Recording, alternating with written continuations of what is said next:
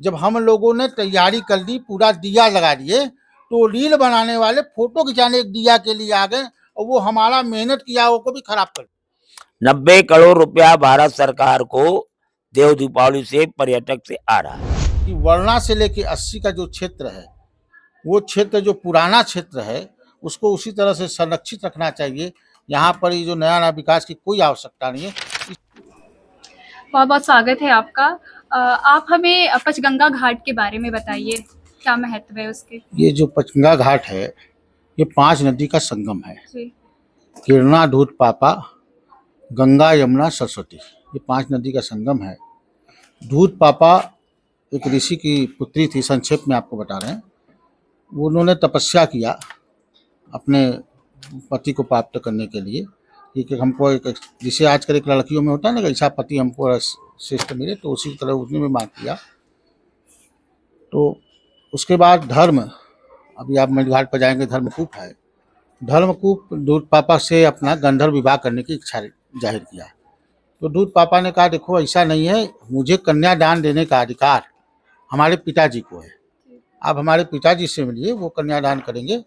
लेकिन धर्म मान नहीं रहे थे धर्मराज, तो दूध पापा ने उनको श्राप दे दिया कि जा तू नद हो जा।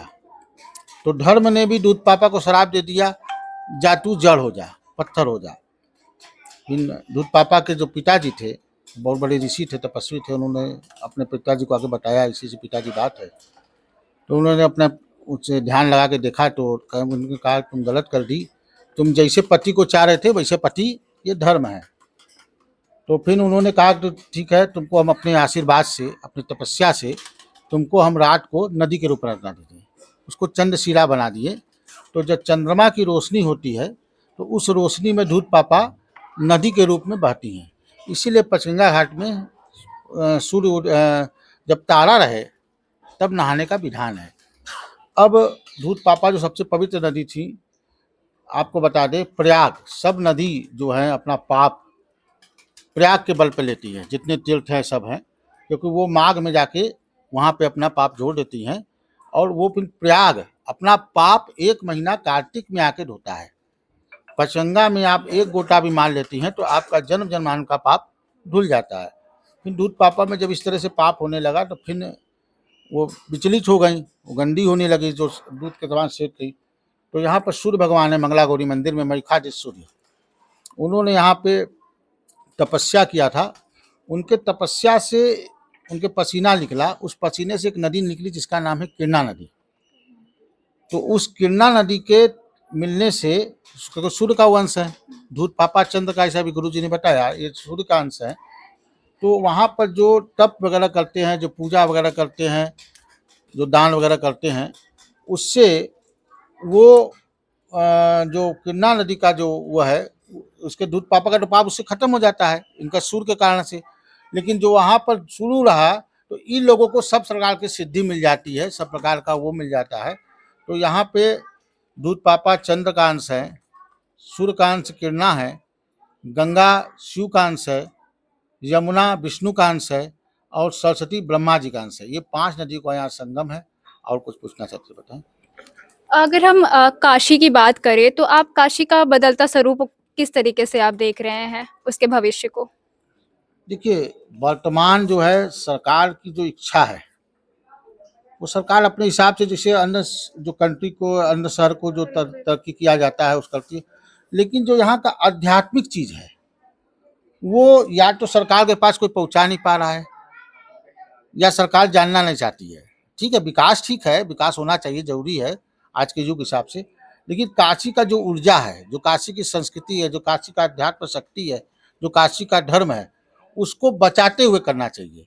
और वो मेरा अपना मत है कि वर्णा से लेके 80 का जो क्षेत्र है, वो क्षेत्र जो पुराना क्षेत्र है, उसको उसी तरह से संरक्षित रखना चाहिए। यहाँ पर ये जो नया नया विकास की कोई आवश्यकता नहीं है। इसको आप थोड़ा सा इंटीरियर जाके करिए, जैसे लिंक रोड बनाए हैं उसके आसपास विकास करिए। ये काशी की जो परंपरा ऊर्जा है उसको संरक्षित रखने की सरकार की जरूरत है। अब ये बात हमको लगता है ऊपर तो बहुत पहुँच नहीं पाती है, इसीलिए विश्वनाथ कॉरिडोर में कुछ जो मूर्ति काशी खंडोक्त पुराणोक्त मंदिर थी। देखिए, पुराणोक्त का जो काशी खंडोक्त है, काशी के पुराणों में जो वर्णन है, काशी सबसे प्राचीन है, दुनिया का सबसे प्राचीन शहर है और इसका पुराणों में वर्णन है। 10-12 पुराणों में इनका काशी का खुल के वर्णन है। स्कंद पुराण हो, ब्रह्मवेद पुराण हो, देवी भागवत हो, सब में वर्णन है। और आज के आधुनिक हिसाब से भी बात करिएगा तो 5000 वर्ष पहले वेदों व्यास है, आधुनिक हिसाब से बता रहे हैं, महाभारत काल है, तो 5000 वर्ष पहले स्कंद पुराण में जो मंदिरों का वर्णन है, वो मंदिर आज भी यहाँ संरक्षित है।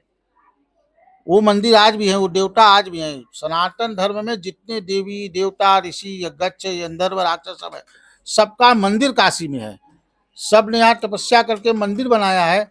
ये बात सबको पता होनी चाहिए और उसको प्रयास करके इसको किसी तरह से सुरक्षित करना चाहिए।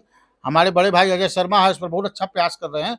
वो काशी के मंदिरों को संरक्षित करने के लिए बहुत साधुवाद से गुरु जी ने देव दीपावली को एक आध्यात्मिक चीज को जगाया, उसी तरह से वो जगा रहे हैं।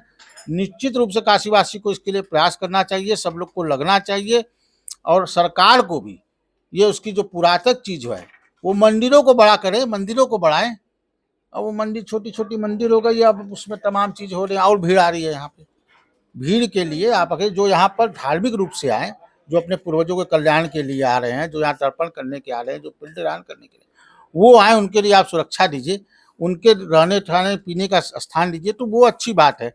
लेकिन ये भीड़ आ रहे हैं जो यूट्यूबर बनाने आने वाले, रील बनाने वाले, जैसे अभी देव दीपावली पर आपने बात किया ना, इस बार देव दीपावली में बड़ी कष्ट हुआ हम लोगों को। एक जो युवा वर्ग जो था विशेषकर उसको एक दिया जलाने से मतलब नहीं था। जब हम लोगों ने तैयारी कर ली, पूरा दिया लगा दिए, तो रील बनाने वाले फोटो खिंचाने एक दिया के लिए आ गए और वो हमारा मेहनत किया वो को भी खराब कर दिया।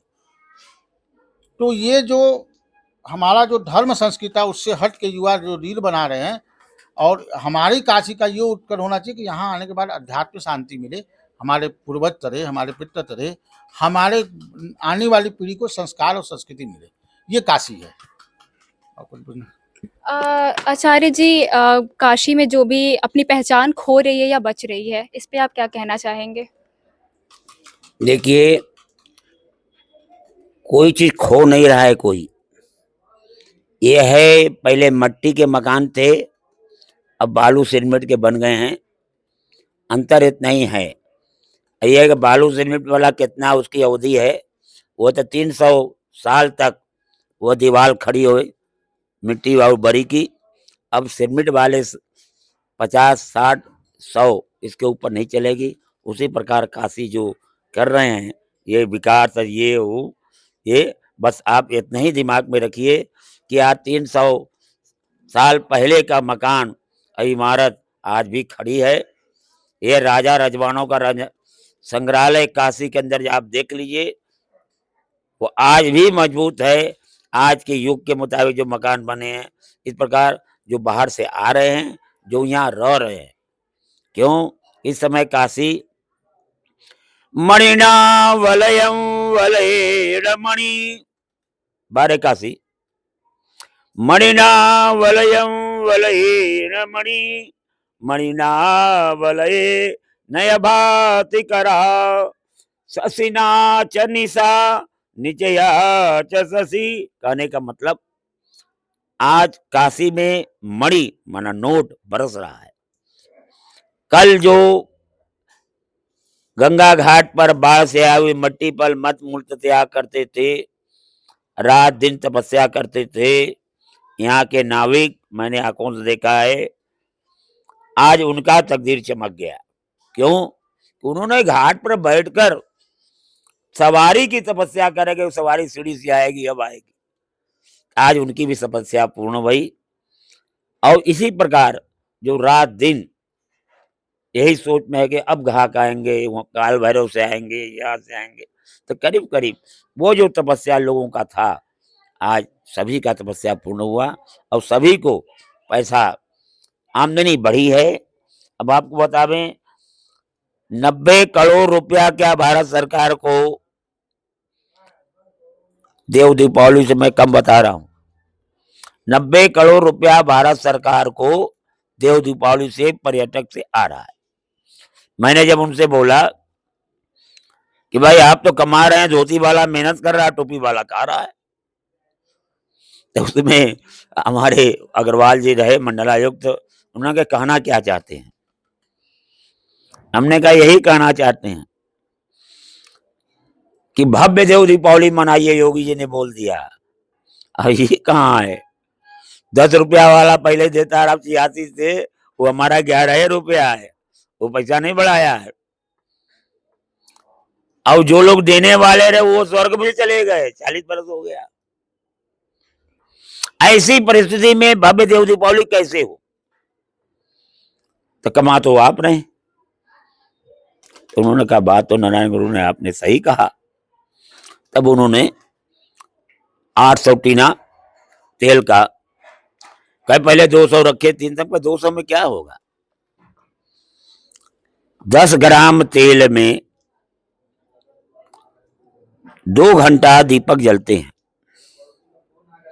वो भी नारा के बत्ती से।